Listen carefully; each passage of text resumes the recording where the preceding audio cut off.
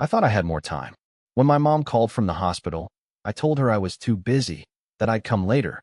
I convinced myself she would understand, that it wasn't urgent. But later never came. That night turned out to be the last time she ever reached out to me. And I'll spend the rest of my life replaying the words I didn't say, the visit I didn't make, and the goodbye I never gave. When people talk about regret, they usually mean the little things, words they wish they hadn't said, chances they didn't take, moments that slipped by. But for me, regret isn't a passing thought. It's a weight that follows me everywhere I go, a constant reminder of the moment I failed the one person who had always been there for me. My mom wasn't perfect, and neither was I. But she was steady. She was the voice on the other end of the phone whenever life felt too heavy. The one who remembered the small details nobody else cared about. The one who never made me feel like I was too much or not enough. She didn't ask for much in return, just time. A call, a visit, a moment where I showed up. And most of the time, I managed. Until the one time it mattered most. It was a Wednesday, just an ordinary day. I was drowning in work, chasing deadlines that felt bigger than they were, convincing myself that if I just got through this week, things would ease up. That's when the call came. Her voice was softer than usual, almost fragile. She told me she was at the hospital, that she wasn't feeling well, that maybe I could stop by if I had a chance. And here's the part that keeps me up at night. I told her no. I said, I can't right now, Mom. I'll come tomorrow. I promise. It wasn't cruel. It wasn't angry. It was casual, like rescheduling dinner plans or pushing back a coffee date. I convinced myself it was fine, that she would understand. After all, she had always been patient with me, always forgiving when life got in the way. Why would this time be any different? I went back to my work, back to the endless tasks I thought were so important. And for a few hours, I didn't think about it. I didn't think about her sitting in that hospital bed alone, waiting for me. I didn't think about the fact that promises aren't always kept. The call came later that night. Not from her this time, but from the hospital. Words that still echo in my head. We did everything we could. I didn't make it. I never got to say goodbye. Now, every time I pass that hospital, my chest tightens. Every time I hear someone else brush off a loved one with, I'll come tomorrow, I want to scream at them. Don't wait. Don't assume you have more time. Tomorrow isn't guaranteed. But it's too late for me. My mom's last memory of me is my voice telling her I was too busy. And that's the part one can't forgive myself for. The day itself was nothing special. That's what makes it so haunting. How ordinary it all felt before everything changed. I woke up, checked my email before even brushing my teeth, and rushed out the door with coffee spilling in the cup holder of my car. Deadlines, meetings, people pulling at me from every direction. I told myself it was just another busy Wednesday. Around mid-afternoon, my phone buzzed. I almost didn't answer. I was buried in a project, my head pounding from the pressure I'd been piling on myself for weeks. But when I saw Mom on the screen, I sighed, pushed my chair back, and picked up. Her voice was different. Softer. A little shaky. Hey, honey, she said, trying to sound casual, but I could hear the strain behind it. I'm at the hospital. They just want to run some tests. It's probably nothing, but if you're free, maybe you could stop by? I remember pausing, staring at the clutter on my desk as if the stacks of paper in front of me were more important than her words. My heart sank for a second, but my brain immediately kicked into excuse mode. I had work. I had things I couldn't just drop. Mom, I can't right now, I said, trying to keep my tone light. I'm swamped. I'll come tomorrow, okay? I promise. There was a pause on her end, a silence that should have been my first red flag. Then she chuckled softly, almost like she didn't want me to feel guilty. All right, sweetheart. Tomorrow then. We said our goodbyes, and I slipped my phone back into my pocket, convincing myself it wasn't a big deal. She'd been in and out of hospitals before. She was strong. She'd be fine for one night. But the rest of the day felt heavier, though I tried to ignore it. Every time my phone buzzed with a new email, I thought of her sitting in that hospital bed, waiting. Every time someone asked me a question, I caught myself drifting, replaying her voice in my head. Still, I shoved it down, telling myself tomorrow would make it right. When I finally drove home late that evening, the city lights blurred through my windshield. I told myself I'd call her before bed, just to check in, just to let her know I was thinking of her. But exhaustion won, and instead, I collapsed onto the couch, promising myself again that tomorrow would be different. Tomorrow never came. Later that night, The call came from a number I didn't recognize. My stomach dropped as soon as I heard the words hospital and your mother in the same sentence. The rest blurred. Phrases like, we did everything we could, and it was sudden. I sat there frozen, phone pressed to my ear, unable to breathe. I didn't go. I didn't show up. And now I never could. What I didn't realize that afternoon was that her call wasn't casual at all. It was her last request, and I turned it down. The call ended, but the words didn't stop echoing. We did everything we could. That phrase carved itself into me, replaying in my head like a broken record. I remember sitting on the couch, the TV still on in the background, but I couldn't hear a thing. My world had gone silent. I must have sat there for an hour before I moved. Or maybe it was only minutes. Time didn't make sense anymore. My phone was still in my hand, my knuckles white from gripping it so tightly. I stared at the screen, half expecting her name to light up again, half praying it had all been some mistake. But no second call came. No chance to rewind the clock. Just silence.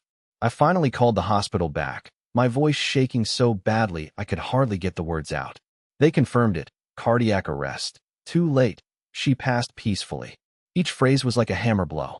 Peacefully. How could it be peaceful when she was alone? When her own son had chosen work over being by her side?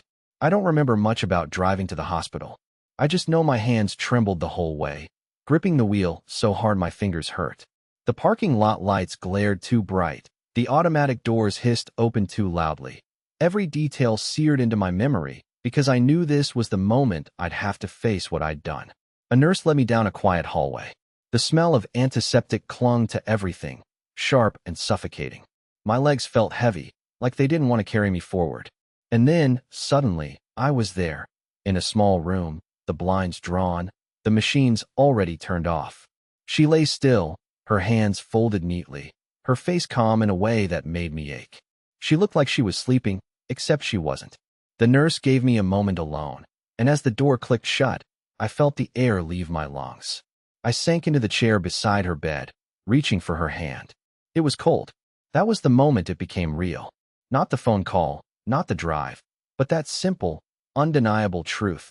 She was gone, and I hadn't been there when she needed me most. The guilt hit me like a tidal wave. I wanted to scream, to beg her to forgive me, to tell her I was sorry, that I should have dropped everything the second she called. But it was too late. My words bounced off the walls, unheard, unanswered. I thought about the promise I'd made. I'll come tomorrow. That was the last thing I said to her. Not, I love you. Not, I'm here. But a lie I couldn't keep. Tomorrow never came, and now it never would. As I sat there, my head against the edge of the bed, I realized this wasn't just grief. This was a sentence. I would carry that moment, that choice, for the rest of my life. Every future memory would be tainted by the absence of the one person I should have been there for. And the worst part was still ahead, because it wasn't just me who had to live with my failure. I had to face my family, and they knew exactly where I had been when she called for me. The hospital room was hard enough, but what came after nearly broke me. I thought I could hold it together until the rest of the family arrived. I thought maybe, somehow, we could grieve together, that the weight wouldn't feel so crushing if it was shared. But when my sister walked in, the look on her face told me otherwise. She went straight to Mom's side, taking her hand, whispering words I couldn't hear. Then her eyes shifted to me. They were red from crying, but behind the tears was something sharp, something accusing. You weren't here, she said flatly. Not a question, a statement. My throat closed. I wanted to explain, to defend myself, but the words caught in my chest. I didn't realize. She cut me off. She called you. Those 3 words felt like a knife. Of course she knew. Mom had called me before anyone else. And I had told her tomorrow. I felt my knees go weak, my body trembling. I was going to come, I swear. I thought. My voice cracked, pathetic even to my own ears. I thought I had more time. My sister's expression hardened. You didn't. And now we don't, either. Her words landed like a final verdict. I wasn't just grieving my mother. I was being judged for abandoning her in her last hours. And the worst part? They were right. Later, when the rest of the family arrived, the air around me was suffocating. Hugs were given freely to each other, but when arms wrapped around me, they were stiff, reluctant. No one said it outright, but I could feel it in every glance. You weren't here. My father didn't raise his voice, but when he finally spoke, It cut deeper than shouting ever could. "She asked for you," he said quietly, his eyes fixed on the floor. "You were the one she wanted." I couldn't breathe. I wanted to disappear, to crawl out of my skin. I kept replaying the moment in my head, her voice on the phone, the way she had tried to sound casual, the silence that followed when I told her no. That silence wasn't her being understanding. It was disappointment. And now it was permanent. The guilt settled deeper, heavier, as I realized this wasn't just my secret shame. It was a truth the whole family carried, and every one of them would remember that I hadn't shown up. Mom's absence was a wound, but my absence at her side had turned it into a scar that would never fade. I left the hospital that night with a weight I couldn't share. The streets blurred outside the car window, but all I could see was her face, her voice, her last request. And every mile home whispered the same words over and over. "You failed her." And if I thought grief and guilt were enough, I was wrong. Because in the weeks that followed, her absence began to unravel every part of my life. The weeks after the funeral were a slow unraveling.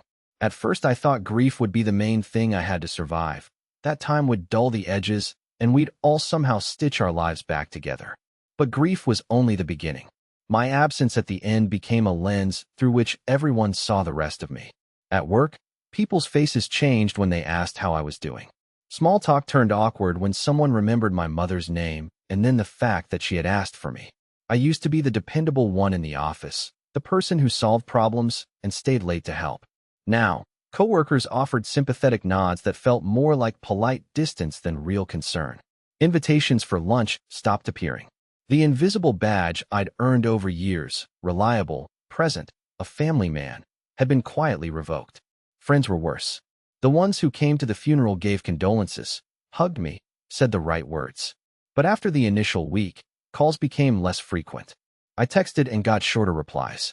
One friend, someone I'd known since college, asked me politely, awkwardly, if I was sure I'd handled things the way I did. "She called you," he wrote. "That's rough." Not a condemnation, more a stunned question. That wording felt like a verdict anyway. It hit hardest in the quiet, ordinary moments. I'd find myself watching footage of old family gatherings on my phone, a birthday cake, the way my mother's hand rested on my shoulder, and then the memory would split, overlaid with the knowledge of what I'd chosen. The image of her smiling at me at Christmas rewired into the image of her calling me from a hospital bed and me saying I couldn't come. Conversations at home with my sister were polite but brittle. She would bring up things I hadn't thought about, the errands Mom liked to run, the recipes she swore by, and it felt like a calendar of reminders I'd missed. It wasn't all blame, but it wasn't forgiveness either. She kept things practical and careful. She was rebuilding, but without me as an active participant. And then there were the small, stinging reminders from other people. A neighbor asking casually if I was coping, with eyes that already had an answer. A distant relative saying, "At least she didn't suffer," in a tone that was supposed to comfort, but landed as accusation. Even people I barely knew at the grocery store offered pity and a quick, awkward apology for the loss. And in those fleeting moments, I felt both exposed and utterly alone.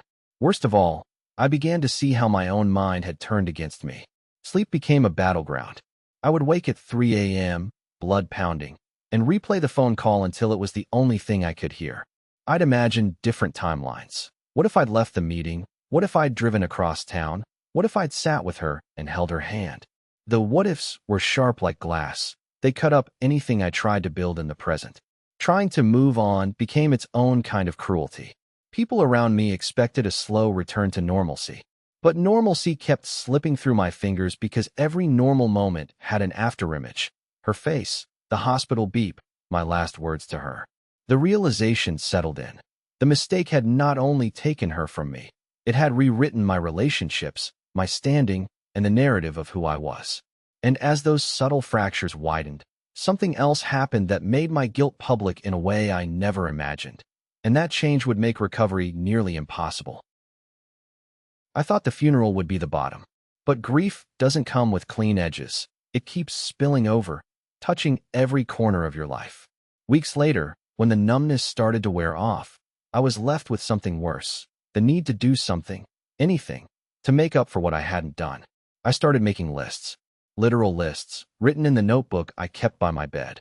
Call Dad more often, cook dinner for my sister, Visit the cemetery every week. Donate to the hospital fund. I treated it like a to-do list, as if enough tasks checked off could somehow erase the weight pressing down on me. But every time I looked at the page, I froze. None of it felt like enough. Flowers wilt. Donations fade into a line item on someone else's report. Nothing could compare to the one thing I didn't do, showing up when it mattered. Nights became my planning sessions. I'd sit at the kitchen table with cold coffee, scribbling ideas that veered between desperate and pathetic. Maybe I could create a scholarship in her name, I thought. Maybe I could organize a charity event, build something tangible to prove I wasn't the selfish son my sister now saw. And yet, the other voice in my head always countered. You don't want to honor her. You just want to relieve yourself. You're not fixing anything. You're just trying to outrun your guilt. I couldn't argue with that voice, because it was right. The conversations with my family only fed the spiral. My sister remained distant, polite on the surface, but never warm. My father spoke less than ever, retreating into his own silence. I wanted to force some breakthrough, to sit them down and pour my heart out, beg them to believe I wasn't a monster. But I was terrified that if I pushed, the little thread of connection we still had would snap completely. So I lingered in half measures, dropping off groceries at Dad's without staying for coffee, leaving flowers at the cemetery when no one was around to see, writing letters to my mother that no one would read, letters where I begged her for forgiveness, where I admitted over and over that I had chosen wrong, that I had failed her. And still, the guilt never loosened. If anything, it grew heavier, because every action reminded me of what I was trying to cover up. Some nights, I caught myself imagining a confession, not just to my family, but publicly, writing a post online, standing up at church, telling the whole truth. My mother called me from the hospital, and I told her no. I chose work over her, and I will never forgive myself. Maybe honesty could give me peace. But then I'd picture my family reading it, hearing whispers from strangers, the wound reopening again. So I stayed silent, planning, writing, circling around the same thoughts without acting. Until one day, I realized that silence wasn't just punishing me. It was destroying what little was left of my family too. And I had to choose whether to speak the truth or let the distance become permanent. I couldn't stay in limbo forever. The silence in my family was suffocating, and the guilt was eating me alive. So one weekend, I decided to act. I called my sister and asked if we could have dinner together, just the two of us. There was a long pause before she agreed, and even that hesitation told me how far apart we had drifted. I spent the whole day rehearsing what I would say. I wanted to tell her everything. How sorry I was, how every night I replayed Mom's voice in my head, how I hated myself for choosing work over being there. I convinced myself that if I laid it all out, if I showed her how broken I felt, maybe she would see that I wasn't just careless, that I cared, even if I had failed. Dinner started awkwardly, but not hostile. We ordered food, made small talk. For a while, it almost felt normal. I told myself this was the moment to turn things around.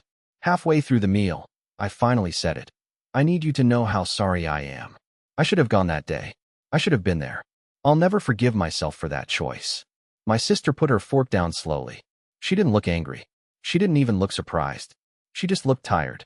I know you're sorry, she said softly. But sorry doesn't change what happened. You weren't there. And Mom's gone. That's something we all have to live with now. Her words landed heavy, but I pushed on. I want to make it right. With you, with Dad. I don't want us to fall apart because of this. For a moment, I thought I saw her soften. She nodded slightly, and we finished the meal with cautious conversation. By the time we hugged goodbye, I felt lighter. Maybe this was the start of healing. That night, I even allowed myself a shred of peace. I slept for 6 hours straight, the first time in months.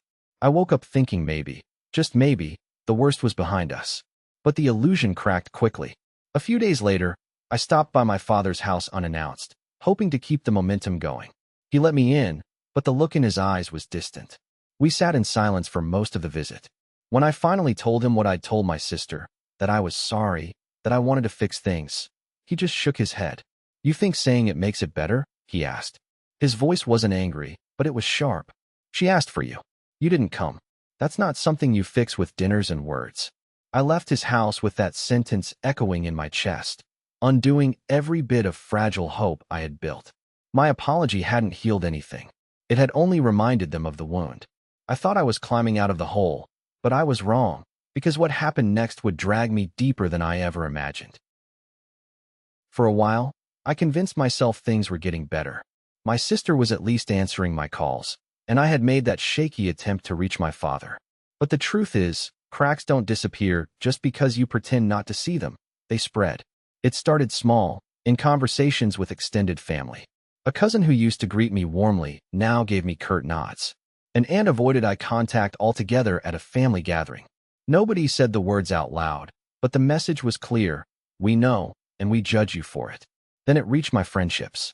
People had offered sympathy at first, but whispers started making their way back to me. He didn't even go when she called. That one sentence carried further than I could have imagined. It turned me from a grieving son into a cautionary tale. Invitations to dinners, birthdays, and even casual get-togethers dried up. Friends I had known for years suddenly had excuses: too busy. Another commitment. I knew it wasn't bad luck. It was me. At work, the change was more subtle, but just as painful. I used to be the dependable one, the guy who pulled through under pressure. But grief and guilt hollow you out. I missed deadlines, forgot meetings, and snapped at coworkers who didn't deserve it.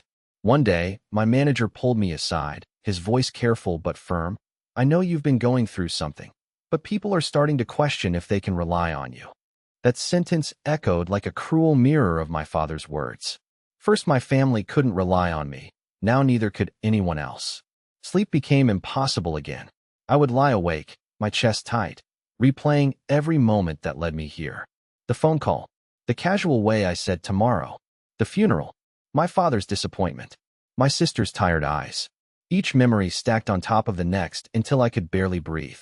In desperation, I started overcompensating. I showed up everywhere early, offered help at work I couldn't sustain, volunteered for errands with family no one had asked me to do.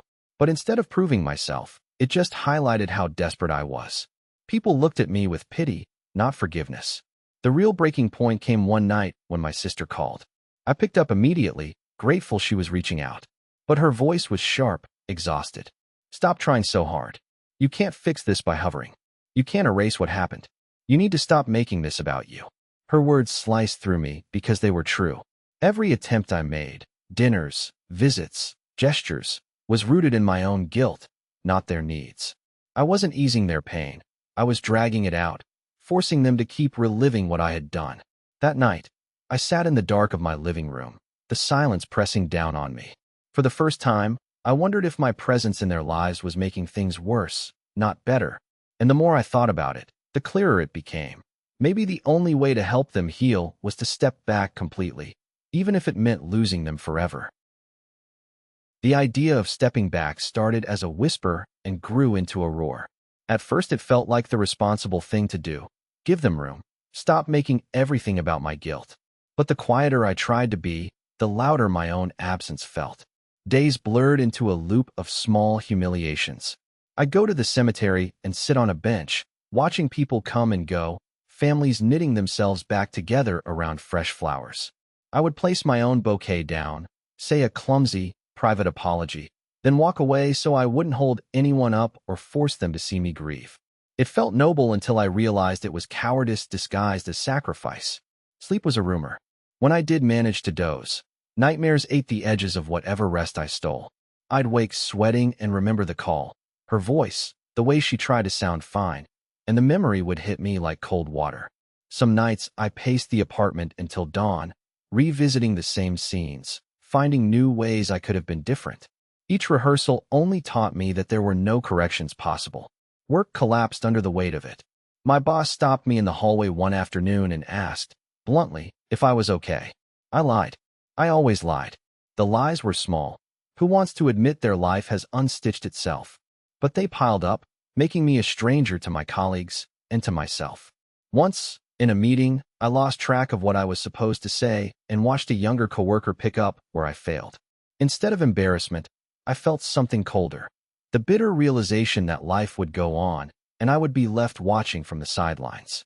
Friends thinned out until weekends were mine to fill alone. I tried to call one of them, someone I'd known since school, and the conversation lasted 5 minutes. He was kind but distant, his sympathy folded away politely. Afterward, I stared at my phone and the tiny bubble of a missed connection and felt the earth shift. How many more would step away until I was entirely alone? The worst moment came not with accusation, but with indifference. My sister invited me once to help clean out Mom's closet. It should have been a task that brought us together, a place to share memories. Instead, she handed me a box of souvenirs and said, almost mechanically, "Take what you want." Her tone had no warmth, no fight. It was acceptance, the cold kind that says a thing is finished. I stood there looking at the framed picture of Mom and me at the beach and realized I had turned that warmth into something fragile that couldn't be trusted anymore. I thought about leaving town. The plan felt sudden and absurd, but the temptation to vanish was real. Maybe without me, family life would stitch itself back more cleanly. Maybe their laughter would return faster if I wasn't the uncomfortable shadow at the table. But even as the idea took shape, I recoiled. It was one more escape, one more selfish act. In the loneliest hours, I scanned my life for anything that resembled purpose. I found small things, a neighbor's muffled thanks when I shoveled their sidewalk, the way a cashier looked relieved when I smiled without expecting anything in return. Those tiny, anonymous moments were crumbs of human connection, but they also reminded me that I'd forfeited the essential ones. Sitting alone in the dim kitchen, the house humming with the refrigerator's indifferent drone, I admitted the truth to myself in the first quiet honesty I'd allowed in months. I had broken something that might never be whole again. Not because the world judged me, but because I had stopped being the person my mother had believed in. That realization landed like a verdict. At my lowest, I had to choose: keep staying and risk making their healing worse, or step away and live with the knowledge that my absence might be the only thing that someday lets them breathe again. The moment came quietly. No shouting, no dramatic breakdown.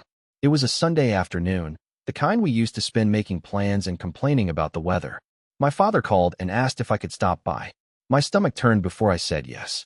When I walked into his living room, the house smelled like old books and coffee. He sat in his armchair, hands folded, and for a second I thought maybe this would be another of his long, gentle conversations, the ones where he'd tell a story and put me back together. Instead, he looked at me the way my sister had looked at the hospital, tired, steady, decided. "Sit," he said. His voice was calm, but the room felt heavy with what wasn't being said. I sat. For a long time we just watched the clock on the mantel. Then he spoke. "She asked for you," he said, and those 4 words landed like a verdict. "Not to be dramatic. She wanted you there. You told her tomorrow." My throat went dry. "Dad, He held up a hand. "I know. You had work. You had reasons. But do you understand what that choice meant to her? To us?" I tried to explain myself. I tried to explain the deadlines, the calls, the way my day had folded into tasks. I told him I hadn't thought it would be the last time. I told him I'd been a coward. The words sounded small and useless. He shook his head slowly. "This isn't about words anymore. It's about presence. It's about choices that show who you are. She asked for you. You chose otherwise." Then came the hardest part. My sister walked in, and when she sat down she didn't look at me. Instead, she looked at our father and said something I had been dreading for weeks. "Dad, I can't keep pretending we can move on with him here. It's too hard for Mom's memory. Everything we do is shadowed by the fact that he wasn't there." The room tilted. I felt like I was falling through the floor. "You want me to go?" I asked, voice barely audible. My sister nodded. "We think you need to step back. Not forever maybe, but for a while. Give us space to grieve without the constant reminder. Maybe distance will stop reopening things." My father's eyes were wet, but his voice was steady. "It's not easy to say, son. But sometimes the merciful thing is to let people heal without your presence if your presence keeps hurting them."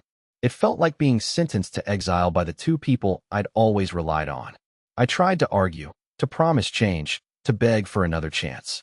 They listened politely, then closed the conversation the way you close a book you no longer intend to reread. I left their house with my hands empty and my chest full of a hollow ache. The finality of their request stunned me. This was not a temporary punishment anymore. This was a practical decision for their peace, and in choosing my absence, they were protecting themselves. On the drive home, I watched neighborhoods pass by and realized something chilling. I had become the reason people altered plans, the reason smiles were cautious. My presence, once a comfort, had turned into a trigger. If staying was hurting those I loved, Maybe stepping away was the only responsible thing left to do. The choice I made that night would determine whether I stayed to be a constant wound or left to become a distant ache that might, someday, blunt the pain for those I love. I took a small apartment 2 neighborhoods over. It felt like a punishment at first, a self-inflicted exile. But the silence there was different. It was intentional. I wrote to my sister and father at first, short messages, updates about bills, offers to help from a distance, photos of Mom's favorite flowers left at her grave. They answered with brief notes. It wasn't warm, but it was communication. Time did something I hadn't expected. It made the edges dull. The fresh, roaring guilt that had consumed me in the first months calmed into a persistent ache. Some days the ache was sharp. Anniversaries, birthdays, the first snowfall. And other days it settled to a background mutter beneath whatever I was doing. Work eventually asked me back on a limited schedule. I accepted, grateful for the distraction though haunted by the knowledge that my reputation was altered. Colleagues were polite. Old friends checked in now and then, but with an awkward distance I could never fully bridge. I learned to accept smaller kindnesses. The neighbor who brought over soup, the barista who asked about my day without prying, the anonymous person who commented under an old family photo that memories matter. I tried therapy. At first I'd gone to each session expecting absolution. Instead I found confession and work. I learned how much of my avoidance had been rooted in fear. Fear of being judged, fear of losing the role I'd played. I learned to sit with my regret without trying to cover it up with gestures. It didn't make the grief disappear, but it taught me the hard mechanics of carrying it without collapsing. My sister and I reached a kind of brittle truce. We met for the necessities, sat across each other at family matters, spoke in measured sentences. We shared the responsibility of the memorial, the logistics, the accounts. Once, months later, she handed me a letter Mom had written years earlier, a silly thing about a recipe I'd always ruined. "She'd have wanted you to have this," my sister said. It was small and ordinary and devastatingly human.